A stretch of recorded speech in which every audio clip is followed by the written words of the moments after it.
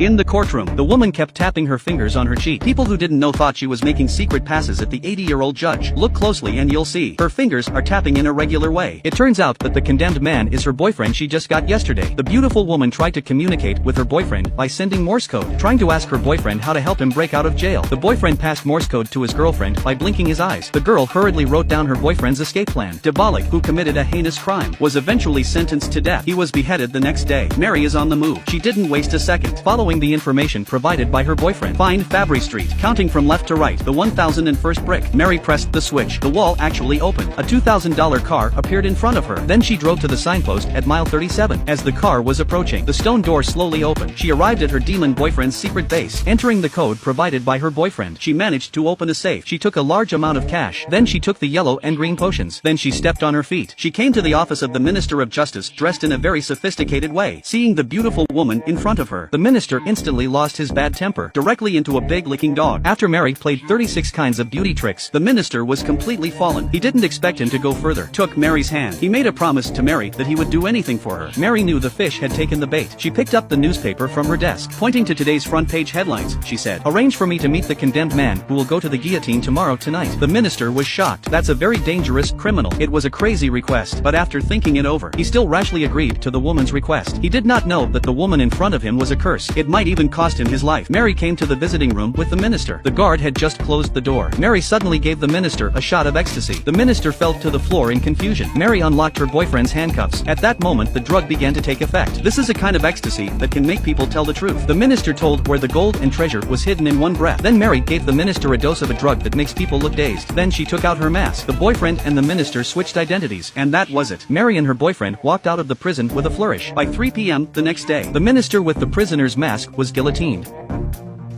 This condemned man was sent to the guillotine. His eyes were dull, and he didn't say a word. Just then, the detective standing by suddenly felt something wrong. He remembered that he had seen many human-faced masks in the prisoner's house. He suddenly realized. He quickly stopped the execution, but there was no turning back. The dog's head gate fell heavily. The condemned man's head fell to the ground. The inspector opened the mask and found that it was the Minister of Justice. He told the warden to keep the story quiet. He prepared a ruse. The detective ordered his men to go to the minister's office immediately to search for evidence. The prisoner had already disguised himself as the minister. He entered the office. After entering the password, he succeeded in opening the safe. Take the key to the vault. By the time the police arrived, the prisoner had already escaped. With the help of Mary, they returned to the secret base. They start planning how to steal the minister's vault, but the vault was like a 3-layer cake, with barbed wire on the outside walls. It's not easy for the steel plates to get into the vault, so Dewberry had Mary disguise herself as a rich woman. The 2 wooden boxes were kept in the bank vault under the pretext of storing famous paintings. In fact, the boxes were equipped with laser cutters. 2 laser beams were shot at the walls of the safe and rotated back and forth. In an instant, the steel plate can be cut, and the high temperature can melt the steel plate into liquid and lose it. The innermost steel plate is solved. The next step was to crack the outer wall and the barbed wire fence. Deb used a special electric drill to cut through the wall. It was easy to pull out the 10-meter thick concrete wall. Then he took out a 2-meter long straw carefully through the barbed wire fence. Make sure the straw does not touch the wire fence, otherwise an alarm will sound. The police will be on the scene in 5 minutes. It's a good thing Demon Dewberry was careful enough. He dripped the corrosive liquid on the lock of the safe. The lock quickly melted. Then he opened a water pipe in the manhole cover. A large amount of water quickly poured in. The water level rises rapidly. The water hit the metal grid and triggered the alarm.